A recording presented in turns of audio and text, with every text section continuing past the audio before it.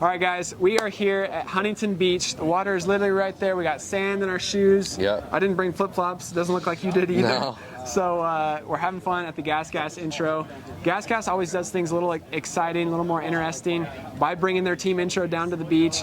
On top of it, they release their Moto electric bike. It's kind of a hybrid, something you could ride around the pits. Yeah, for sure. Yeah, so that was pretty fun. We got to do a team race. As soon as I got here, we jumped into the race, jumped on the Ryder's team. We won it. We beat Justin Barcia and Pierce Brown's team, so that was pretty fun. Ryder D, we just did the math. So you started as a Team Green rider at 7 years old. Yeah. 2015, which doesn't seem that long ago for me. He's 27 years old, but you're 18 now. And it's been about 10 years on Team Green now. He's made the switch to the Troy Lee Designs GasGas team. It's going to be pretty weird. It's going to take some time to get used to. I still remember when you were riding Cobra 50s. Yeah, I know. The only other bike I've been on was a Cobra 50 before, and then I was on Cowie for 10 years, and I didn't know anything different. Yeah. So hopping on this bike, like I never even thought about it, because I feel like if I thought about it, it would have made it worse, and I would have overthought it. But just hopping on the bike, it was a big change. But it brought me back to mini cycle days with a different frame, and I think that's going to be something good for me, more feel with the bike. Yeah, so it's been the progression that I made this past 2 weeks. The ceiling's very high. That's cool. That's cool. So what are you saying there? GasGas has the chromoly steel frame, the same as KTM Husqvarna, and then the Japanese bikes, they have the aluminum frames, so a little bit more stiff in the frame, so it totally changes how you set up the chassis and makes it a completely different bike. Honda, Yamaha, Kawasaki, Suzuki, they're a little more similar, and then you jump to the Austrian brands. The European bikes are totally different with a steel frame, so that's a big jump, and it could be a good thing or a bad thing for some guys. It's been good for Justin Barcia. It sounds like it's going to be good for you. I guess what's your first impression? I guess one question I have is, did you ever ride any other bikes in between? Like, did you hop on your dad's, did your dad have a KTM, or did your brother or friend, did any of your friends have a Honda that you jumped on here or there? Or you've always been Cowie? Yeah, so my mechanic back when I first got on big bikes had a Yamaha. I hopped on that. I've done plenty of laps on that. And then my buddy had a KTM 350, and I hopped on it, did 2 laps, and I told my dad, I'm like, dude, that thing's really good. And he's That's like, cool. I was signed in with Cowie for the next 3 years, but I'm like, that thing's really good. And he's like, well, you probably won't ride it for a long time, but yeah, the switch between frames, like, I think it can fit anybody, but with how I ride and the comfort that I like to have, that frame is something that fits me. Just the aluminum frame, it's super, like you said, rigid. It's stiff. So I feel like things would happen out of my control. And this one, I haven't really had anything too bad to where I've lost trust in it. Yeah. That's cool. That's cool. And then I guess what's your other impressions of going to the KTM headquarters in Marietta, seeing the massive new offices they just built, and also having test tracks right there? It's pretty convenient for you guys. Yeah, coming from Cali, like, they have a huge building, but it has watercraft, it has side-by-sides, it has everything else. So coming from there, I was like, nothing's ever going to top it. And then you walk into KTM, and it's on another level for sure. Just like as a race shop side of it. But then having the tracks in basically their backyard is pretty unreal too. So they got all the resources that you need to be a champion, and I think I did the right thing and moved myself on from where I was. That's cool. That's cool. And then last thing, GasGas brought you down to the beach. Your bike looks pretty sick with the water in the background. Just how cool is it to be riding with Justin Barcia, Pierce Brown, and then having Troy Lee, his son Max Lee as the team manager, a lot of great guys around you. And then Ollie Stone, do you remember him from his Kawasaki days? Because he's now the team manager over here as well. Yeah, I feel like I get along really well with Max just because, I mean, he's not too much older than I am. Yeah, so we kind of hit it off. And then Ollie I've known for a really long time just because he worked for Forkner back in the day. JB and Pierce, more my style, and I think we'll have fun throughout the season. Cool. All right, well, good luck. Thank you. Last time we spoke, we were in Italy riding bone stock GasGas bikes. Which bikes did you ride when you were over there? The question is, what didn't I ride? 250, 2-stroke, 125, 2-stroke, 250F, 350, 450, some trail bikes. Kind of rode everything. It was a good time, a lot of fun. So I saw this question on Instagram the other day.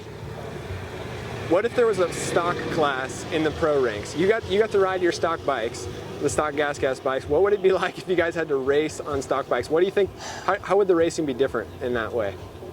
It's a great question. I think the racing would be maybe a little tighter, a little more bar banging than there is even now. It'd be fun. It'd be really good. I always enjoyed stock bikes. When I rode the 350 and the 450 and the 250, it was a really good time. You could ring them out and just send it. So yeah, the racing would be intense and crazy. That's cool. And then what about, so obviously you had the wreck at the last round. How's like healing going from that, and what does that look like? Yeah, injury was not fun. Threw everything out of loop to take a break and get recovered. But all in all, yeah, had surgery, healing up, feeling pretty good now. Just still healing up a little bit and hoping to get back on the bike here soon. No time frame really, just kind of going day by day, easing into everything a little bit, and yeah, definitely ready to get back on the bike. We still have plenty of time though, so I'm not stressing that. I know I have a good crew around me, good training program, so it'll be a good one to get back on the bike and make sure I'm fully strong so I can send it. That's cool. And then last question, obviously we're out here at the beach right now. Pretty cool. GasGas does stuff like this for you guys. They keep it fun for you guys, which is awesome.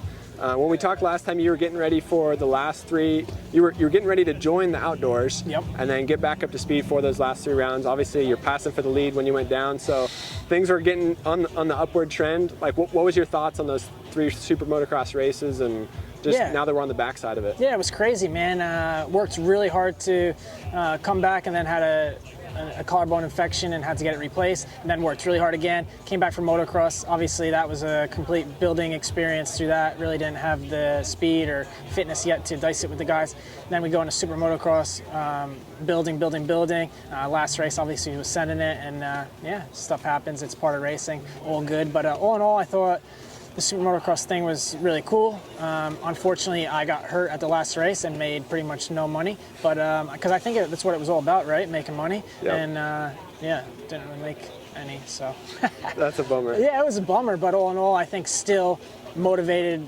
for next year to do it. And I love racing. Racing is awesome. That's why we do it, to battle, have fun, and I'm still loving it. And yeah, looking forward to getting back on the bike here and doing Supercross, motocross, super motocross. Cool. Can't wait to see more BAM TV videos. You're going to be doing those again this year? Yeah, that's our plan. We're trying to put together the whole thing right now. I want to be more consistent and do a lot more of them consistently. So yeah, BAM TV, check it out. All right, good stuff. All right, Pierce. GasGas has got you guys down here at the beach. I mean, it feels like GasGas always pushes the limits of making it more fun, more exciting for the riders and for the media with cool events. You've been with them for a few years now, obviously, from KTM now to GasGas. And what is it like just riding for that team? And then what's your process been lately? Like, what did it look like for off season for you, and then jumping into preseason testing? Because you're already back riding now, right?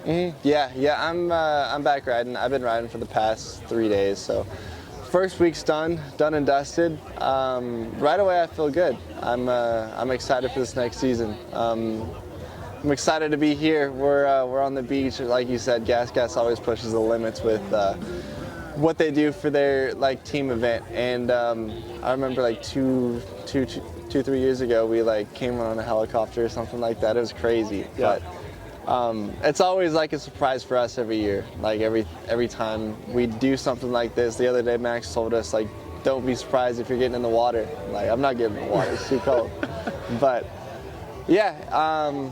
Like you said, GasGas always pushes the limits of just getting outside of the whole, I'd say stigma of a typical motocross team. I mean, they've proven that you could get away with having fun while still getting results. It's easy to get lost into just the grind of things, and I mean, not taking anything away from that. We still do the work, but it's fun. We're able to do stuff like this too, and show that, I mean, we have personalities and we're not just dirt bike racers that only train and work out and then ride, you know? That's cool. That's cool. What do you think, what's one big thing you've learned throughout racing in 2023 that you're going to take into 2024? Big thing for sure was just everything we've learned with the bike and the platform. It was a new bike for me this past year, and that was, it started off really good, and we went racing. Some of those kinks kind of came up, and then we worked through those, but overall, I mean, I think obviously on my side, I could be better, like always, and everybody could be better, but I'm gonna try my butt off this off season to put the work in and do everything I can to be in winning form. So that's what's the difference? Like, is there something that you're going to focus on, or is there something that, like, is it just the consistency of logging laps? Because I know there's a lot to be said of just working the program and just continuing to build on that year after year and learning the bike and knowing it. Is that what it's going to be, or is there something extra that you can do, like technique-wise, or with training going the extra mile or resting more? Like, is there something extra that you got up your sleeve?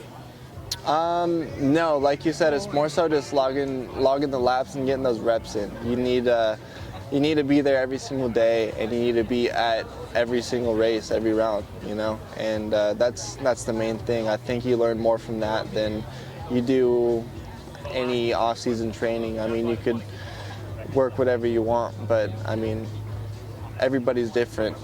Everybody has something that works for them and nobody else. So I feel like you figure that out on those race days when, say, you're struggling, and I don't know. It's mainly for me just logging those laps in. I'm not in a spot where I could fully change my technique and form in this, my career right now. So it's more so just logging those laps in and learning from this past season, like what I struggled with in the motos. I could do 20 laps at the practice track, but it's just firing right off the gate and being up in the fight with the guys right off the bat the first 5 laps. So that's what I need to work on. But yeah. That's cool. Thanks for your time, man. Good luck. Yeah, thank you.